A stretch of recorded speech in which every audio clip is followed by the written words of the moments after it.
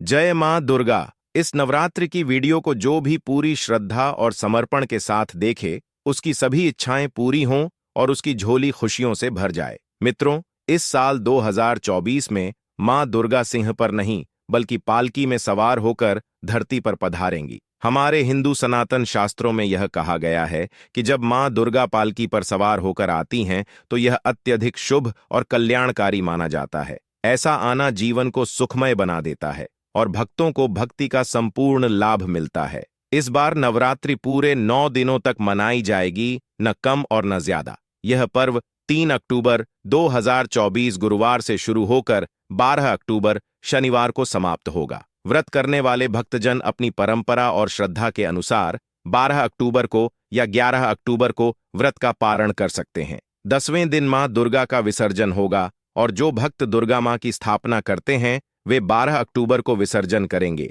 शारदीय नवरात्रि में कलश स्थापना का शुभ मुहूर्त 3 अक्टूबर की सुबह 6:19 से 7:02 तक है और अभिजीत मुहूर्त 11:52 से दोपहर 12:04 तक रहेगा। मित्रों, नवरात्रि के व्रत के दौरान क्या खाना चाहिए और किन चीजों से परहेज करना चाहिए, यह भी बेहद महत्वपूर्ण है। हमारे सनातन शास्त्रों के अनुसार व्रत चाहे किसी भी प्रकार का हो, उससे जुड़े नियमों का पालन करना आवश्यक माना जाता है। मनोकामनाएं पूर्ण करने के लिए थोड़ा तप या संघर्ष आवश्यक होता है। व्रत का पालन अगर सच्ची निष्ठा से किया जाए तो उसका फल अवश्य मिलता है। व्रत के दौरान सही प्रकार के भोजन का चुनाव भी महत्वपूर्ण होता है। नवरात्रि के व्रत में सेब, केला, पपीता, तरबूज और अंगूर जैसे फलों का सेवन करना चाहिए। ये फल शरीर को ऊर्जा प्रदान करते हैं और व्रत को पूर्ण करने में सहायक होते हैं। सीताफल, जिसे कस्टर्ड एप्पल भी कहते हैं, का सेवन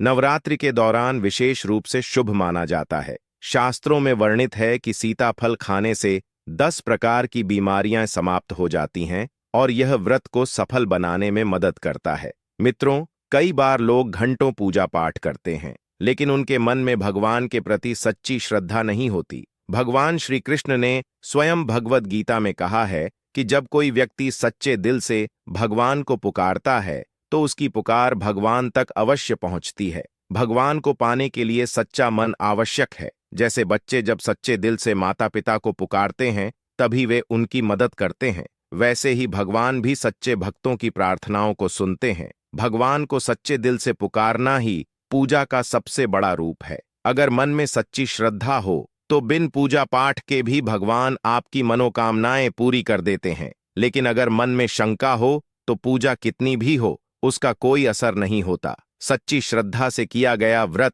या पूजा ही सफल होती है और भक्त को उसका फल अवश्य मिलता है। अब आइए जानते हैं नवरात्रि के दौरान किन चीजों से परहेज करना चाहिए। व्रत के दौरान आपको तले हुए मिर्च मसालेदार खाने से बचना चाहिए। इसके अलावा शराब, तंबाकू और अन्य अनैतिक वस्तुओं का सेवन व्रत के नियमों के विपरीत माना जाता है। शुद्ध आहार और शुद्ध मन ही आपको व्रत का संपूर्ण लाभ दिला सकते हैं। मित्रों, नवरात्रि केवल व्रत और उपवास का समय नहीं है, बल्कि यह एक अवसर है अपने मन को शुद्ध करने का, भगवान के प्रति अपनी आस्था को और भी गहरा करने का, मां दुर्गा का आशीर्वाद प्राप्त करने के लिए सच्ची श्रद्धा और समर्पण का होना अनिवार्य है। नवरात्रि के इन 9 दिनों में मां दुर्गा के 9 स्वरूपों की पूजा की जाती है और हर दिन एक अलग रूप की आराधना करने से मनोवांछित फल की प्राप्ति होती है। नवरात्रि में माता के 9 रूप शैलपुत्री, ब्रह्मचारिणी, चंद्रघंटा, कूष्मांडा, स्कंदमाता, कात्यायनी, कालरात्रि महागौरी और सिद्धिदात्री की पूजा विशेष महत्व रखती है। इन 9 दिनों में जो भक्त सच्चे मन से मां की आराधना करता है उसे मां दुर्गा का आशीर्वाद अवश्य प्राप्त होता है। तो मित्रों, इस नवरात्रि आप सभी के जीवन में खुशहाली आए। मां दुर्गा आपकी सभी मनोकामनाएं पूर्ण करें और आपके जीवन में सुख, शांति और समृद्धि का वास हो, क्योंकि इसमें माता सीता का आशीर्वाद मिला हुआ होता है।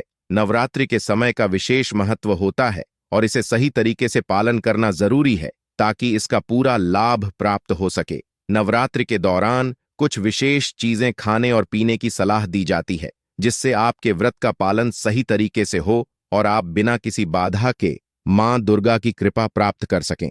जैसे सीताफल को नवरात्रि के दौरान खाने से व्यक्ति को मानसिक शांति और दुखों से मुक्ति मिलती है। इसे खाने से न सिर्फ ऊर्जा मिलती है, बल्कि यह आपके शरीर को शक्ति भी प्रदान करता है। व्रत के समय आपको डिब्बा बंद लस्सी, जूस या दूध पीने से बचना चाहिए। इन प्रोडक्ट्स में कई बार केमिकल मिलाए जाते हैं जो व्रत को खंडित कर सकते हैं।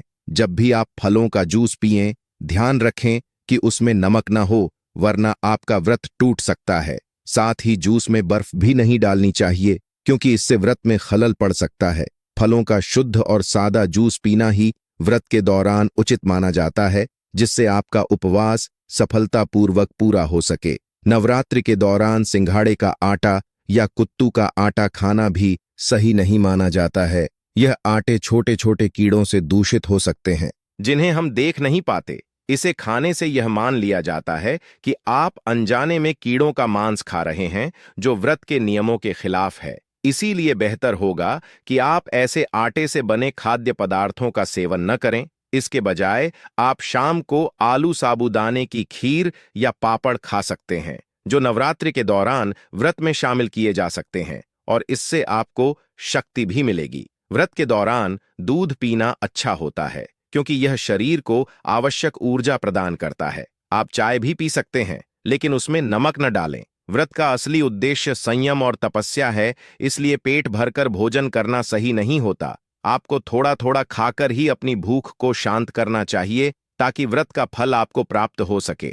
नवरात्रि के 9 दिन मां दुर्गा के 9 रूपों की पूजा के लिए समर्पित होते हैं। हर दिन मां के एक अलग रूप की आराधना की जाती है और उनके लिए अलग अलग फूल और भोग अर्पित किए जाते हैं। लेकिन आपको यह जानना बहुत जरूरी है कि कुछ वस्तुएं ऐसी होती हैं जिन्हें मां दुर्गा की पूजा में अर्पित करना वर्जित होता है। अगर आपने गलती से ऐसी कोई वस्तु अर्पित कर दी, तो आपका व्रत सफल नहीं होगा।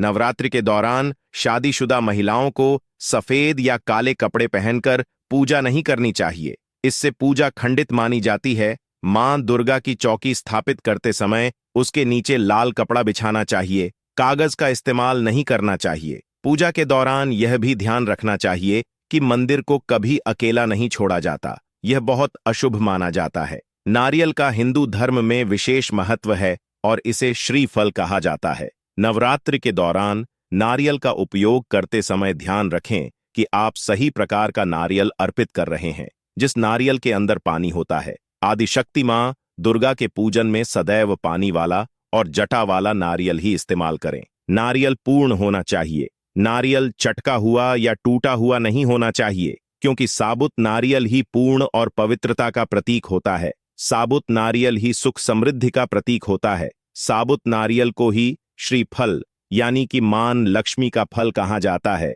नवरात्रि के समय मां दुर्गा के पूजन के दौरान कलश स्थापना एक अत्यंत महत्वपूर्ण प्रक्रिया होती है। इस दौरान एक खास विधि से नारियल का इस्तेमाल किया जाता है।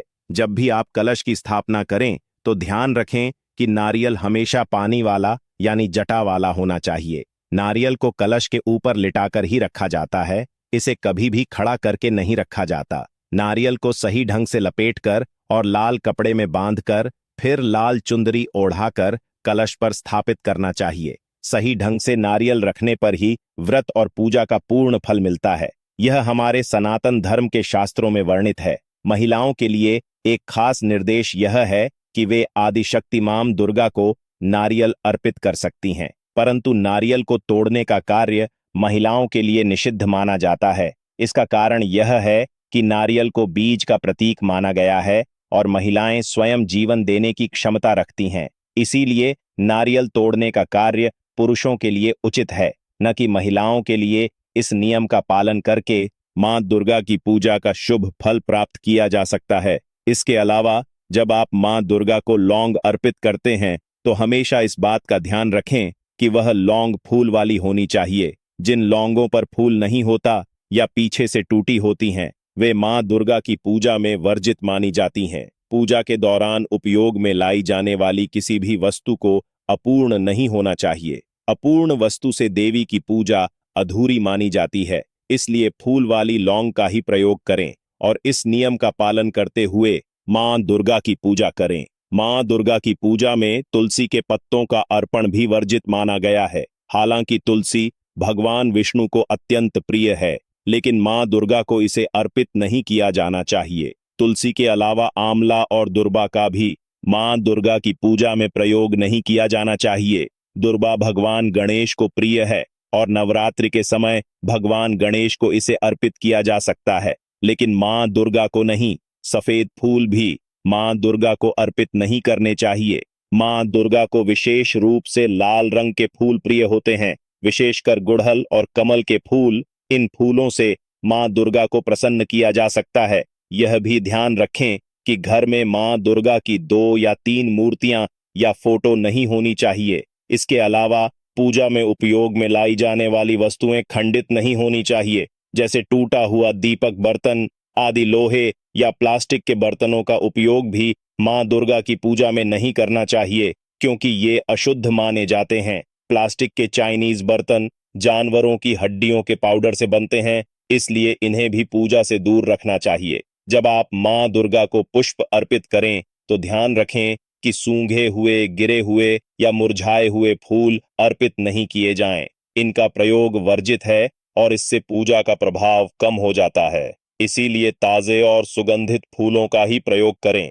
यदि आप इस नवरात्रि मां दुर्गा को प्रसन्न करना चाहते हैं और अपनी मनोकामनाओं की पूर्ति के लिए उन्हें अपने घर बुलाना चाहते हैं, तो मां के लिए इस पूजन विधि का सही तरीके से पालन करें। इससे मां दुर्गा की कृपा आप पर बनी रहेगी और आपकी झोली खुशियों से भर जाएगी। नवरात्रि का यह पर्व हमारे जीवन में सुख, समृद्धि और शांति लाने वाला होता है। पूजन विधि और नियमों का सही तरह से पालन करना अत्यंत आवश्यक है, ताकि मां दुर्गा की कृपा हम पर बनी रहे। मित्रों, यह जानकारी आपके लिए उपयोगी रही हो तो कमेंट बॉक्स में जय माता दी लिखें और अपने परिवार और दोस्तों के साथ इस जानकारी को साझा करें।